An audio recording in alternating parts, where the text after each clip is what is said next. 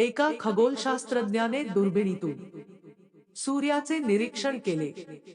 त्याला निरीक्षणातून असे कळून आले की सूर्यावर प्रचंड मोठा प्राणी आहे व आपण खूप मोठा शोध लावला. या समजुतीने तो लोकांना जमवून त्या शोधाची माहिती सांगू लागला की सूर्य प्रचंड उष्ण तारा असूनही त्यावर एक प्राणी जिवंत राहतो आणि तुम्ही सगळे आता घाबरून राहा. जर तो प्राणी पृथ्वीवर आला तर पृथ्वीचे काय होईल हे पहा. खगोलशास्त्रज्ञाच्या या बोलण्यावर काही लोकांचा खरेच विश्वास बसला व त्यांच्यापैकी काही लोकांनी त्याचा सत्कार करण्याचे ठरविले.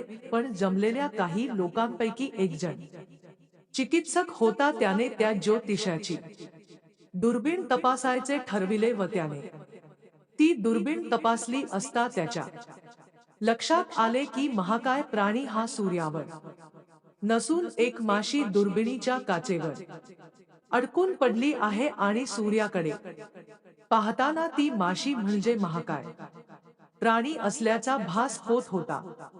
चिकित्सक माणसाने ही गोष्ट लोकांना सांगताच त्यांना शास्त्रज्ञाचा मूर्खपणा लक्षात आला. बोध जे लोक मूर्खपणाने किंवा उतावीळपणे बेछूट विधाने करतात किंवा सारासार विचार न करता पुढच्या मागचा विचार न करता बोलत राहतात असे लोक कधी ना कधी तोंडावर आपटतात. त्यांचा पराभव हा निश्चित ठरलेला असतो.